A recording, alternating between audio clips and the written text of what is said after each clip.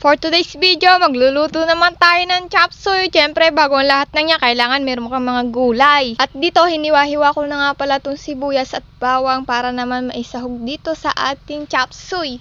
Yeah! At ito nga pala yung carrots. Binalatan ko na nga pala gamit yung ating electric filler. Oh my god, ang galing. Hiniwa-hiwa ko na rin yan ng pino, ganyan. At sinunod ko na nga rin pala itong Baguio beans. Yung carrots nga pala, ganyan nga pala yung pagkahiwa ko. Parang pang sopas lang. Trip ko lang kasi. Pati itong repolyo, hiniwa-hiwa ko na rin para, ayun, maisama-sama na lahat ng yan. At sinunod ko nga din pala dyan yung cauliflower. At inisa-isa ko din yan kasi baka may mga nagtatagong insekto sa loob niya.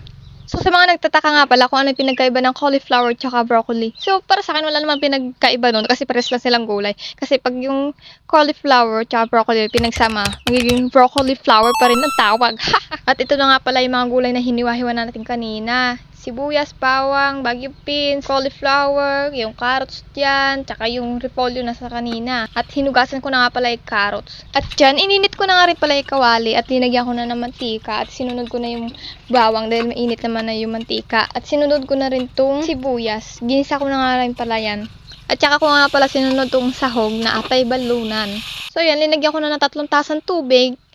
At toyo. So, sa sobrang dami ng toyo na nailagay ko, ayan, nagmukhang pampansit nga pala ang ating niluluto. Unti lang dapat pala ang ilalagay ko na toyo. So, ayan, napakarami. At ito, sinunod ko na itong Baguio beans, sinugasan ko na rin at linagay ko na rin dyan. Ayan, nagmukhang pampansit talaga yung ating niluluto kasi napakaraming toyo ang nailagay. Grabe. At linagyan ko na nga rin pala ng onting asin kahit marami na yung toyo na nailagay ko. At sinunod ko na rin itong broccoli flower. At yan, hinugasan ko na rin. At inilagay ko na nga rin pala dyan at hinalo ko na rin yan para maluto lahat. At sinunod ko na rin tong repolyo, hinuli ko yan kasi mas mabilis siyang maluto. Hinugasan ko rin pala muna dyan at saka ko na sinunod dito sa ating kawali. Linagdagan ko nga pala yan ng tubig.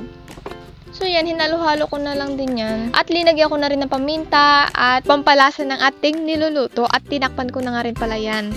So, yung pagkatapos kumulo, inilagay ko nga pala itong evaporada para mas creamy naman itong ating chop suey. At nagtira nga rin pala ako ng kaunting gatas dyan sa may lata at may purpose nga pala ako dyan. Hinalo-halo ko nga lang din pala muna dyan para matimplahan lahat. At saka ko tinakpan at ayan, kumukulo na nga pala iyan. Oh, nice diba? Kumukulo na nga pala itong chop suey natin. Wow, napaka-yummy. At dito nga pala naalala ko, may tira pa kaming isang hotdog ng almusal namin. So yun, hiniwa-hiwa ko na lang din. At ayan, binuksan ko na nga pala yung lagayan namin. At naalala ko kasi meron kaming pasta. Hindi namin nalutan ng Pasko. So, ayan, inisip ko na, ay, pwede pala itong gawin sopas. Ibinuhos ko na nga pala dyan sa may salaan. Kalahati nga lang pala muna ilinagay ko kasi baka hindi maubos. At ayan, hinugasan ko na rin yan dyan. At inidiretso ko na nga pala dito sa may pinakulong tubig. So, ayan, linagay ko na lahat. At hinalo-halo ko na nga lang din pala yan palagi para hindi magdikit-dikit. Habang kumukulo yan ay lagi kong hinahalo. At inilagay ko nga rin pala dyan yung evaporada. At saka ko sinunod yung chop suey kanina. Nagbawas lang ako doon ng kaunti at inihalo ko dito sa sopas at inilagay ko na rin dyan yung hotdog. So, ayan, hinalo-halo ko na at tinimplahan ko na nga rin pala yan. So, ito na nga ang ating finished product. Ito na nga pala ang ating chop suey at ating sopas. So, ayan, meron ka ng chop suey na ulam at meron ka pang merienda. So, ayan, grabe. Makakatipid ka talaga kung talagang trip mo lang. Hanggang dito na nga pala ang ating video. Maraming salamat sa inyong panonood. Ching!